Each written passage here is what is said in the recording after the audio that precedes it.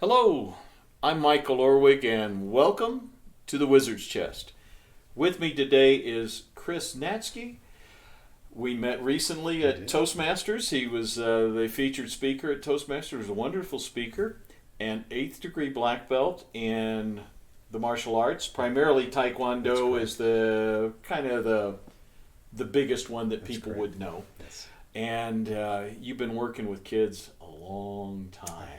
And I just thought it would be great to have you on the show, talk about modeling for the kids, among many things, what's worked well in the dojo with all of these kids, as well as the changes you've seen. You've been teaching now, you've been in the martial arts now for 42 years. 46. 46. And as you said, you started in the grave, in the womb, not womb. the grave. Maybe back in the grave, maybe. But you've been at it an awful long time. And but you got some interesting stories. You really do. Let's just start there and talk about just the two stories as far as how you got started. Because, in my opinion, finding your element is Ken Robinson's verbiage for it. It's tapping into your soul's path, and you were lucky enough in the martial arts to find your element early on. And let's just start with that story. Well, thank you and thanks for having me here, Michael. It's a real honor to be here. Yeah, I started my martial art training back in '73, as I shared at the Toastmasters, and I was enamored with the TV show that you and I are both familiar with called Kung Fu. And the interesting part is that when that show was popular, martial arts in the United States was very little known.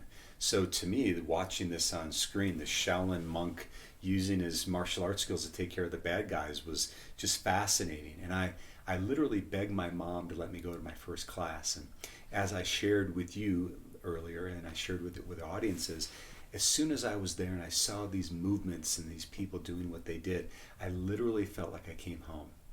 And that was, over 46 years ago, and I haven't stopped. And what I realized, though, is that throughout my martial art journey, the martial arts became much more than a physical activity. It became a place of self-expression. It became a place for me to really be able to let my gifts come through as a teacher and as a human being, and really being part of this great community. And also, as we've talked, having these great role models in my life as well.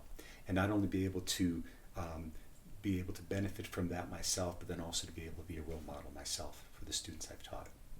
Cool. Yeah. Have you ever looked at your past lives in that regard? Well, I have done past life regression, and I have had times as a warrior. And what's very interesting, though, is I think that as warriors begin to progress through their lives or lifetimes, they become more of the teachers and the philosophers. And in fact, in Korean martial arts and Taekwondo, there are basically 9 degrees of black belt. And if you break them up into thirds, the first 3 degrees, first to third degree, is more the fighters, the warriors. The 4th to 6th degrees are the teachers, and the 7th to the 9th degrees are the philosophers. No, we don't think about it like that. But I trained in judo for a long time. My youngest daughter is in her early 30s, and she's a 2nd degree black belt. And I know when I looked at her past lives, I didn't do the reading, but I had it done by an amazing woman back in Florida, Karen McCoy.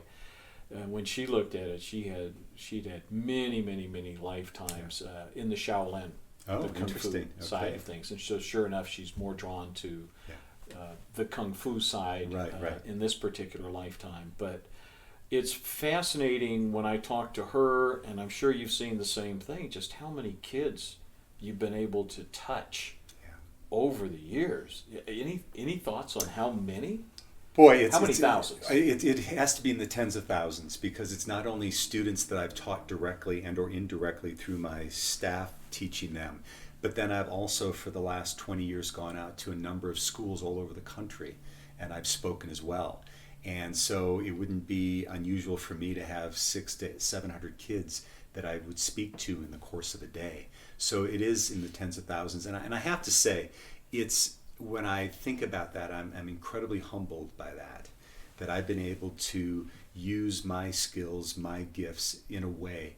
Because what I do know is that as a speaker, as a teacher, if we just make an impact in one person's life, that could be worth it all, It's right? huge. And you don't know, when you're speaking to kids in particular, and when you're working with them, you never know, any human being for that matter, what they're really going through, and how maybe your influence on that one particular day could have put them in a whole different trajectory from where they were headed, right? In a positive trajectory. So I'm honored and I'm humbled by that. Awesome. Tell us, it's a great story. Tell us a little bit about the story of the Korean master that Yes, you yes. still work with. Yes, yes. And what he did with you guys, not only on the mat, but afterwards, and how he modeled Yeah. for you what I call the divine masculine. Right, Not right. just, I'm here to fight, I'm a badass, Yeah. or whatever. Yeah. But no, there's so much more to it at that level. And Mm-hmm. just share that story with our... Right. Well, I'm happy to share the story. So my Korean Taekwondo instructor's name is Grandmaster J.K. Lee, and he came over to the United States back in around 1976. So I'd already been training about 3 years before he came in, but as soon as I met him, I had this connection with him. And interestingly enough, being at that time, he was 36 years old, I believe. Growing up in Korea, English was certainly not his primary language. He really had difficulty with the English language, and it was very difficult for most people to understand him. That is, except for me. Regardless of how broken his English was, I could always understand everything he said. And he would routinely, after our trainings, particularly on Saturday mornings, he would hold court in his office. We would all be around the office, and he would tell us stories about martial arts and Korean culture, etc. And what would invariably would happen is the crowd would begin to thin out. People would be on their way, and then he would be just the two of us. And we would have these great connective discussions. And one day, I asked him a question, and it was a question that I already knew the answer to, because I was around 14 or 15 years old. I was already a junior black belt. And I think that sometimes children will ask us questions they already know the answers to see if they can get a little bit of a little tweak of an answer. So anyway, in Japanese culture, the name for teacher is sensei, and most people in the United States know that. In Korean terminology, it is sabum nim. It means honored instructor. And so one time, it's just Grandmaster Lee and myself sitting across the table from each other, and I said, "Sir, what does sabum nim mean?" And he paused for a moment, he looked down, and he looked back, and he looked me directly in the eyes, and he said, "Sabum nim means father." I get chills still telling that story 40 plus years later, because what I felt, what it meant to me, Michael, is that he wasn't trying to replace my dad. Now, I shared with you earlier, I grew up in a household with my father being an alcoholic, and so there was a lot of turmoil, a lot of uncertainty in my household. And now I had a man who I learned to love and respect and revere, saying that being a martial arts instructor meant to be playing that powerful father role. And what I took from it was two things, is that he was there for me in that capacity, which now I had this man that I revered being able to play that role.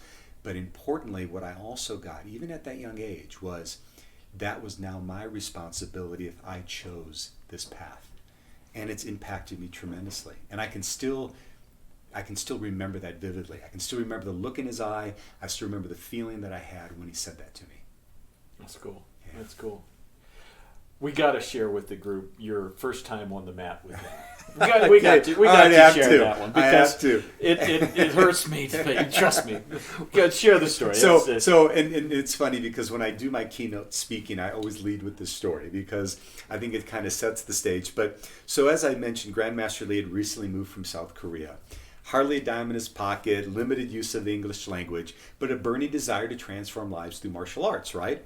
So one of the first times I'm on the mat with him, I'm in the corner of the room, and my legs are spread and wide. You would have been I was 5, 13. I was 13. No, I was 13 Oh, you're years 13? old. 13 years old. Okay. Because I had started at 10, and he came 3 years later. So I'm stretching out. My legs were spread wide on the mat, and he walks onto the mat. And he has this presence about him, right? It's just like this, it's regalness. And he walks onto the mat, and he's surveying all the students, and all of a sudden I realize he's looking directly at me. And before I could move a muscle, he had come over and sat down in front of me. And he put his right foot on the inside of one leg, his left foot on the inside of the other. He grabbed the ends of my martial art belt, and with one push-pull, split me out to 180 degrees. Yeah. Yeah. And as I like to joke, I learned two things that morning. Number one is anyone can do the splits once. Exactly. Oh. But then he looked me in the eyes and he said to me words I'll never forget. And it was one of those moments of trajectory. He said, I will make you a champion. And, you have to think about a child who really didn't know what was going on, had a dad at home that was having his struggles and whatever. And now I had someone claim greatness for me. Yes. And I believed him. No one could tell me that that was not going to be true, because if he said it was true, it had to be true. Absolutely. And it put me on a total trajectory in my life. So, have you ever heard of the Pygmalion effect? I have. It's Yeah. I put it in book number 1, but that's basically the importance of holding the highest image possible Exactly. For an individual, whether That's it's a son, child, daughter, or whatever. And it's literally creating in the quantum field for them. And unfortunately, our society is conditioned to pretty much do the other side. That's right.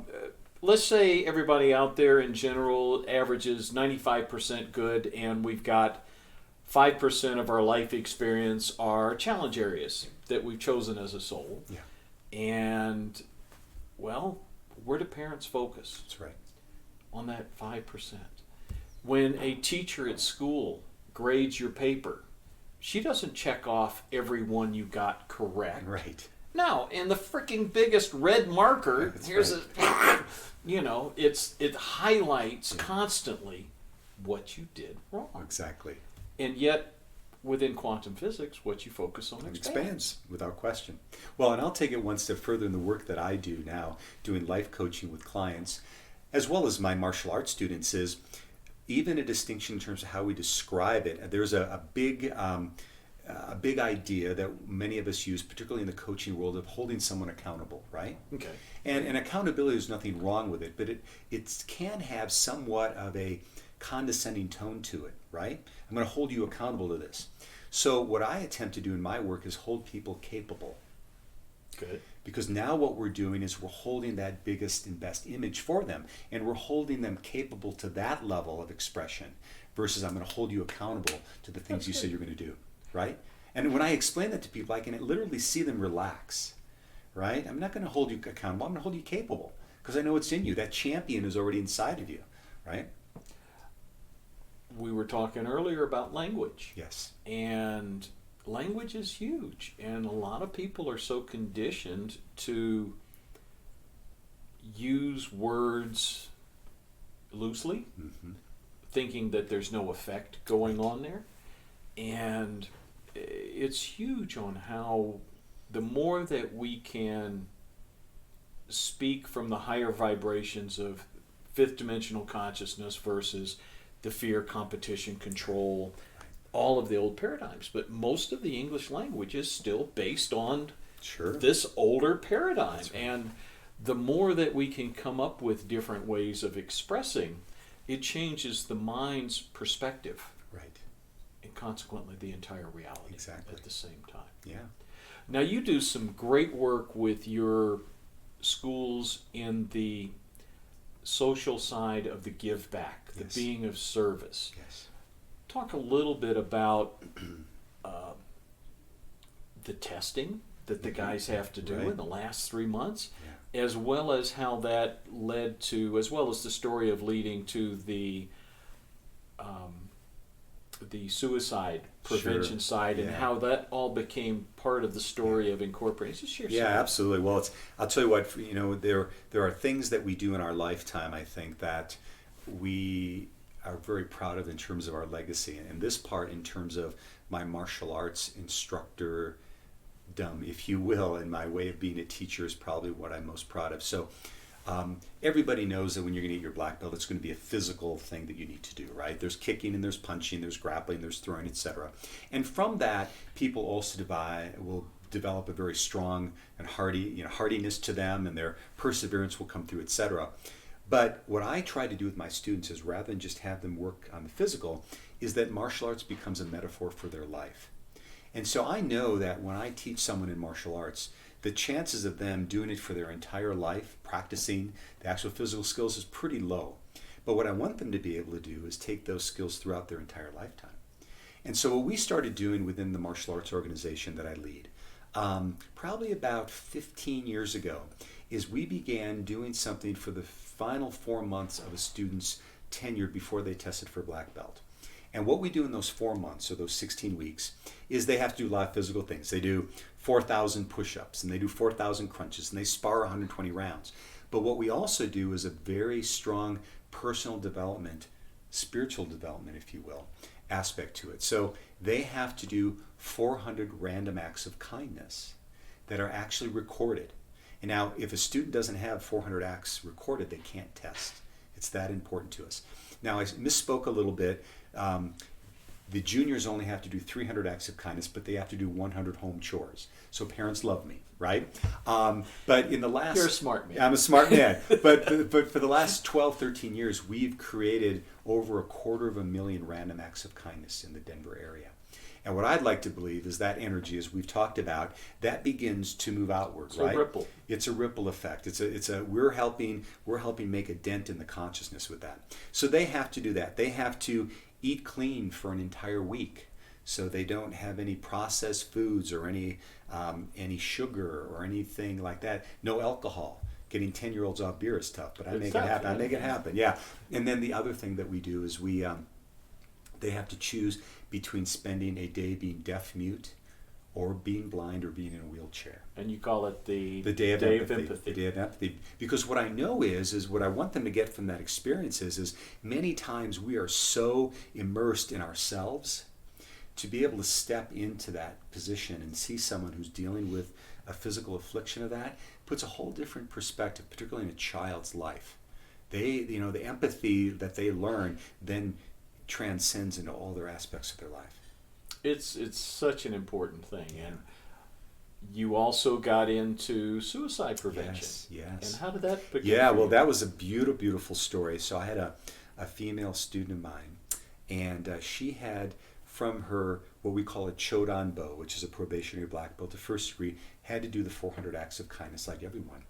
And what she did is, when she was going to test for her second degree, 2 years later, she said, sir, I could do those 400 acts, but I'm very involved in mental health, and I would like to get 40 students trained, or 40 people trained in a suicide prevention course.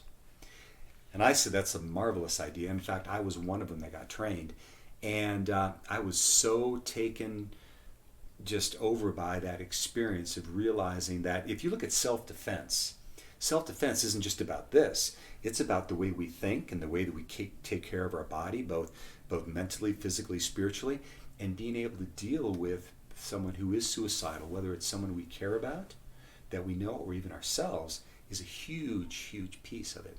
So since that time, we've had about 300 to 400 families trained in a suicide prevention course. And suicide is it's big in the teenagers. I'll tell you what, the last stat that I saw, age 13 to 25, it's the number 2 cause of death in the United States.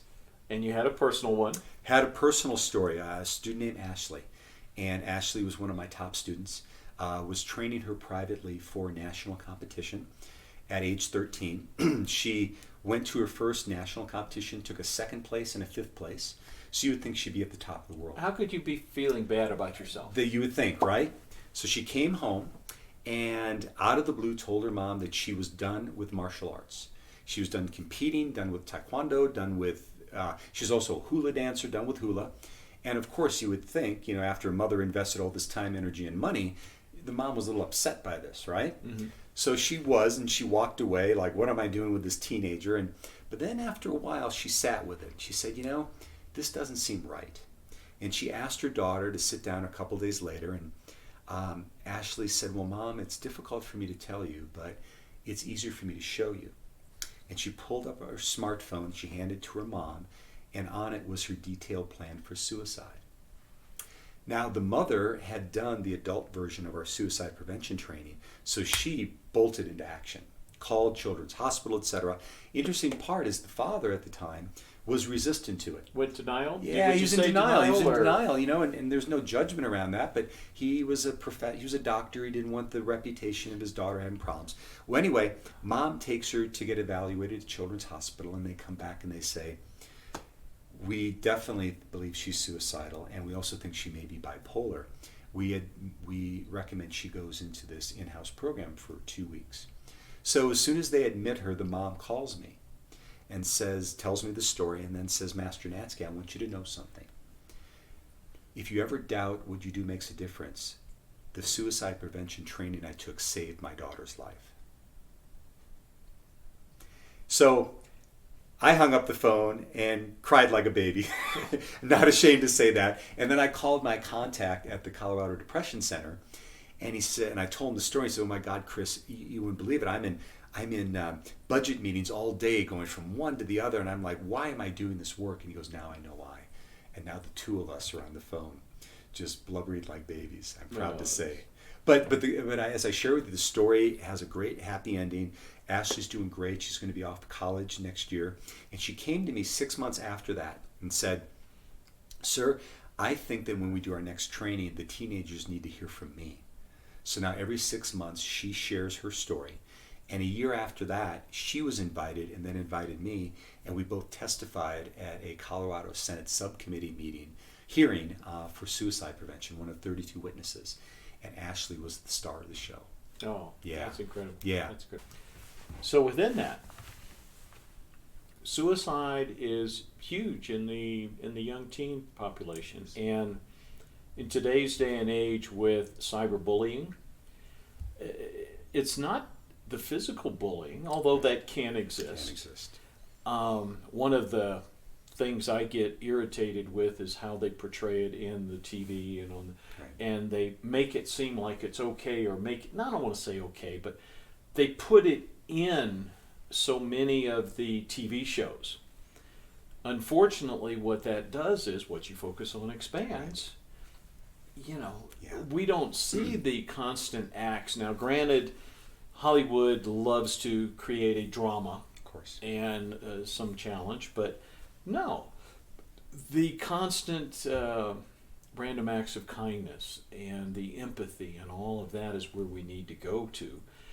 But unfortunately, the more that people see it, it's amazing. It does become conditioned in their psyche. And one of the things we were talking about at the kitchen table that I wanted to just throw out there to our listeners is so many of the souls that have come in over the last, well, really for a long time, but especially the last 30 years, are souls not necessarily from this planetary environment. And on Earth, we have a much wider breadth of emotional experience than, from what I understand, is in the rest of the cosmos. And souls have come in, have helped us with the shift, breaking out of the karmic cycle we were in after World War I, World War II, so many of the dark energies that were still in existence. But a lot of these kids really struggle with the level of emotional experience that's going on around them. And it's hard on them. It's tough. And I have no doubt that there are many, many kids out there that get into this. When you're on the soul side, you're in a level of love. Right. And you make your choices for what you're going to do in a life experience, and you create a life plan. It's coded at the silicon level of my cells. And then you come into lifetime and you go, what the hell was I thinking? Right. But you forget all of that. Of course. And so here you have a son that actually falls into much of this same category, that is a very gifted young man, but really didn't really understand the emotions or whatever. It just my oldest son, who's now 34, as I said, I had him when I was 4, but but he's now 34, and when he was growing up, it was, at that time he was born in 1985. That's when all of us were starting to hear about the indigo child and the crystalline children, etc. And we always knew something was very unique about him. And one thing is that he explained to his mom when he was 4 or 5 years old what a black hole was. All the kids do that. And don't they? Yeah. and he, I had never read it to him. She had never read it to him. And then a year later, as he's in kindergarten, and we had moved to a new city, and we get a call a week after he's in school saying he needs to be moved up to first grade. We say he got kicked out of kindergarten. And when my former spouse asked why, the principal said, well, he explained photosynthesis to the class today. Right? All the kids do. Yeah, right. So, but what's interesting is that as developed as he is in that regard, when he was growing up, he had a really hard time identifying and feeling emotion. In fact, that was, I think I shared with you the posters that would have the smiley faces on that had this is all the sadness, different anxiety, emotions. emotions. That was a t-shirt and a poster we had for him so that he could, how do you feel today, Josh? And he would point to that because he couldn't identify that. And so it's interesting, he is now, in his adulthood, I think has really come into his own, and he's doing quite well now. But there were some difficult times for him, particularly socially, because he never, I think the martial arts was great for him. He grew up at the martial arts studio, and I'd like to say, and I'm proud to say, that it was a very supportive and loving environment, and there were older instructors that took him under their wing and became his big brother, and that helped him through that process, even though he was the least athletic kid ever, right? And both his mother and myself were athletes our whole life, but he had no interest nor a predisposition to it. But it was a supportive environment, and so he came in his own. But I saw that from a very early age, incredibly intelligent in many ways, but just difficult in terms of, from an emotion standpoint. Yeah. How long did it take you guys as parents to kind of get a handle on where you are? Because it's not taught to anybody out there. I'll tell you what, I need to give tremendous credit to my former spouse, because she was I think that she probably had a lot of those, had similar experiences growing up, feeling like she didn't really fit in, etc. For me, school was easy, athletics were easy, and I did really well, etc. So I kind of view, I think our children are as much of our teachers as we are to them. Yes. And so my oldest son is my teacher.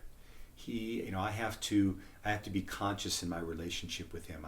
I learned love, really true unconditional love with him, because it wasn't easy for me, because it was hard for me to relate to him. I had to learn to let go of my judgments around him.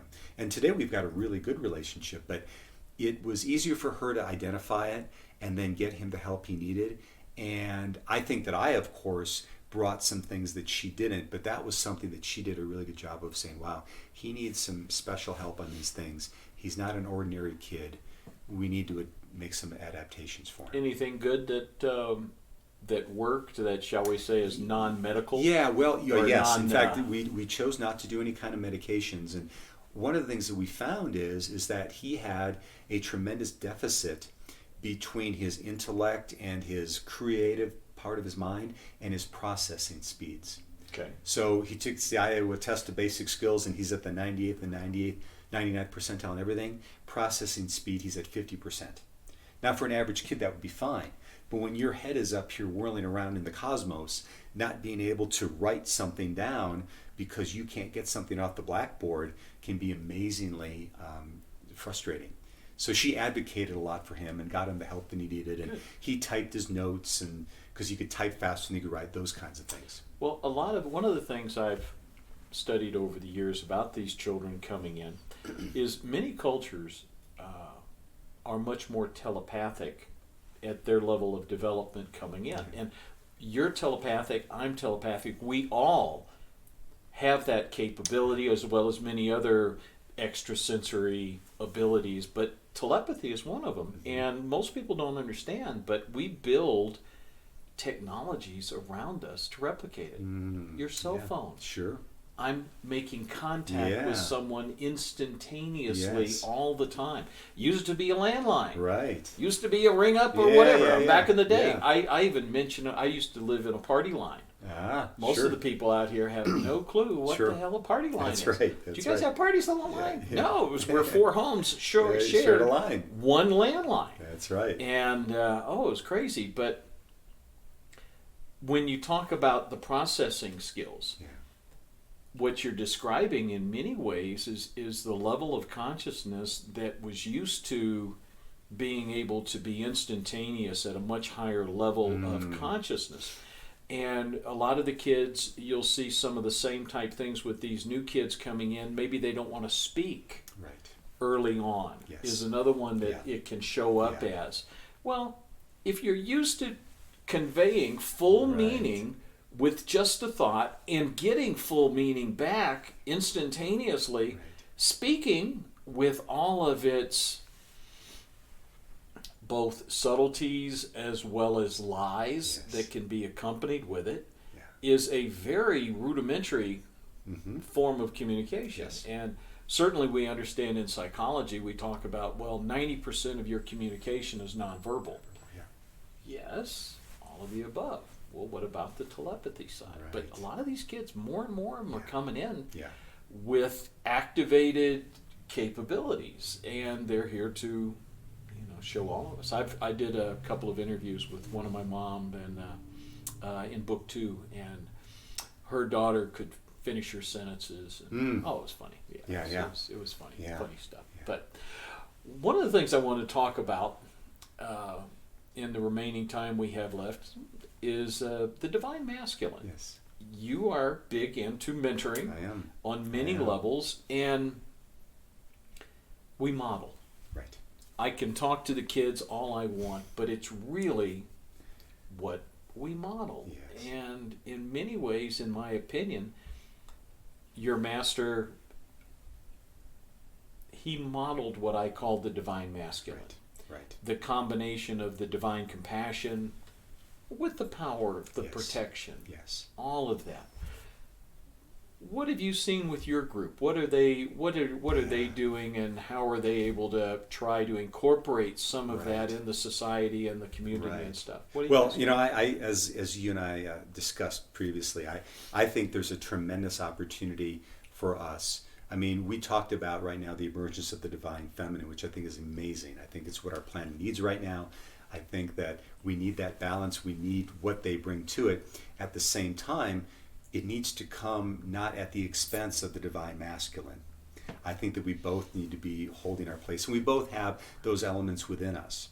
But for me, one of my passions is to help, not only when I teach martial arts students, male martial arts students, but also when I work with my life coaching clients, is to be able to tap into and having that synergy of the power, the passion, and the compassion at the same time.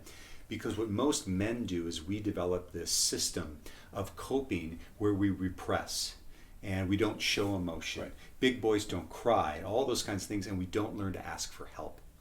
And I think that the sheerest form of showing strength is asking for help. In my studies, one of my teachers said that 100% strength comes from 100% vulnerability. And if you think about the best leaders out there, they're the ones that can relate to people because they can share their vulnerability where it's appropriate. To have people go, wow, he or she is human just like me. And I think that if you take a look at most of the difficulties and challenges we have in society right now, it's rooted, I think, in misdirected male energy. There's It's a good way aggression, of putting it. It's a good there's way of putting it. aggression, there's there's competition, there's ego, etc. And most of the victims of that, on a direct basis, are the women and the children in the families. And then what happens is those young children, either the boys role model what their fathers or the male role model in their life is role modeling, and they repeat that. And the girls, that's what they learn is a role model for masculinity, and then they seek mates, if they choose to, in that same pattern. And that pattern perpetuates. And so I think in my work that I do, I think in so many of our work, we have an opportunity to say, wait a minute, there's a different way. And it's okay to be a man, it's okay to be a boy, it's okay to have masculine traits, and it's okay to be vulnerable. It's okay to be kind. It's okay to ask for help. Because we talked about suicide lately, before, but while teenage suicide is very high, male suicide is almost double what it is for females. Really? And what ends up happening is that men are conditioned to not ask for help. We can't be the weak ones. And so what men do is they repress or they medicate or they do whatever, and then it eventually erupts. Yeah. And so I think what we need to do, one thing we can role model is all the things that I shared, is know that we're human, we can ask for help when we need it, and there is strength in that vulnerability.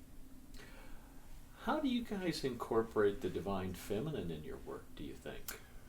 Well, I guess the best answer for that, and it's not probably something that I do directly or I do consciously, it's more subconsciously, but one of the things that I've done in my work, particularly as a martial arts instructor, is I have always done my best to empower the female students that I've had.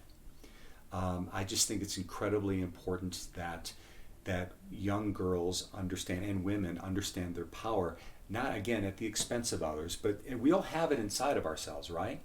And if in martial arts, quite honestly, there is no difference. I mean, when you're sparring at a certain age, the men and the women compete in different competitions, but when you're developing skills, you're both doing the same stuff. And there's nothing more satisfying for me is when I watch someone, I see the look in their eye when something shifts and they found their power. Either through the power physically or through the power of their voice, to be able to stand up for themselves, to be able to speak confidently, etc., be able to stand with their body posture in such a way.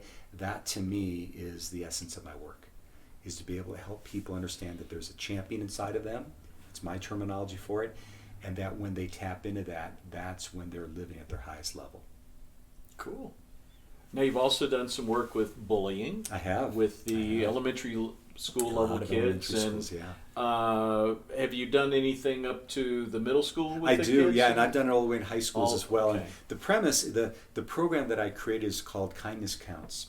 And this was the idea that I had. I thought, I was having a lot of schools and school districts reach out to me to teach bully prevention, which I think is a very... And they're thinking the physical... That's correct. All of that. Yeah. And I think that there's a real need for that. Just like to be a black belt, you have to know how to kick and punch, etc. But what's interesting is most of the schools, at least that I worked with in the Denver area in particular, had a zero tolerance policy, which means if either one of the kids got in a fight, they were both suspended or expelled. So I said, well, I need to be a little more unique around this. The other thing that came to me was this. You've said it a couple times, what we focus on expands, which is one of the tenets I live my life by. And I said, if I am focusing on anti-bullying, I'm still focusing on bullying. And what I focus on expands. So I said, well, what is the opposite of bullying, or what is the antithesis of that in a positive way? And to me, it was kindness. So what if I went into a school and I taught them nonviolent resolution techniques, some anti-bullying things, mostly verbal, how to diffuse a bullying situation, but then I ended every one of the segments with challenging them to do 10 random acts of kindness in their school over the next week. Now, if I do that and I see 500-600 kids and every one of them takes me up on it, that's an injection of 5,000 to 6,000 random acts of kindness in 1 week. It's huge. It can totally shift the energy of a school. So that's really the essence of my work. It's not so much anti-bullying, it's about pro-kindness with some anti-bullying stuff sprinkled in. Well, your state of being is huge, and I have to throw it in, but you one of your, we don't have time today to get into it, but you have a wonderful aspect of your normal presentation where you talk about how we're set up as have, do, and then be. Right. Flip that sucker around, Right. and now we have our being states. Yes. Be, do, have, Be, do, have, is correct. the our state of being. Yes. And when it comes to bullying, just from my perspective, I was a small guy, 5'6", 145 pounds, senior in high school. But I played 3 sports all year round, had 8 varsity letters, all of this kind of thing. And I carried with myself a physical presence, even though I was small. I had great success in all my sports, but I wasn't a big guy. Yeah. And I never had a feeling or need to push on somebody else or whatever. And not once, not ever, was I ever even pushed into a fight or anything like that. And it's the presence that is created within the martial arts that, and I saw this in your bullying video on your website, instead of being angry or afraid, Right. it was a self-defense Right, posture. right. Just talk a little Yeah, bit absolutely. about that, So- because that's a much more. I'm setting a boundary, Absolutely. but I'm also holding my power. That's right. The distinction that I make is that if we're confronted, we can act passive or scared, or the antithesis of that is to act aggressive. But what we want to do is we want to be assertive. We want to be in our power, but we don't want to be aggressively engaging. And it's interesting you bring that up on the way that we're being, because I have a huge affinity for that. You know, you've probably heard it, as your listeners have, is, you know, we're human beings, not human doings, right? But next time you're having a conversation with someone, notice one of the first things they'll ask is, how are you doing? We're doing society, Yeah. right? And next time you ask someone how they're being, No, that's and you'll good. get a totally different response. And the other thing that I noticed when I ran my martial arts school is I could have a child come in that was maybe being bullied. And he or she'd be with me for 5-6 weeks. And all of a sudden, I check in and I found out that the bullying had stopped. And when I probed further, it wasn't because they punched the bully in the nose or anything happened like that. It's all of a sudden they began to feel better about themselves. And their way of being and that expression transferred into their way, the energy they were projecting, and the bullying went away. So think about, you know, as you said, 80-90% of the way we communicate is nonverbal. When we are being a certain way, our bodies will latch onto that, and it'll project from that sense of being. You know, we've all had people that we've approached that maybe they don't feel right, or people that you've met and you're like, oh my gosh, I've known you my whole life. They just want to get to know them. A lot of that is our way of being. And so regardless of what happens on the outside, we can always respond with our way of being. Most of us react, right? But what we're going to do is be mindful, respond with our way of being. Awesome. It's a wonderful way of ending. I'm Michael Orwig, Chris Natzke. This is his book, Black Belt Leadership. It's been wonderful talking with you. Thank you, my Absolute friend. It's been pleasure. my pleasure. Thank you.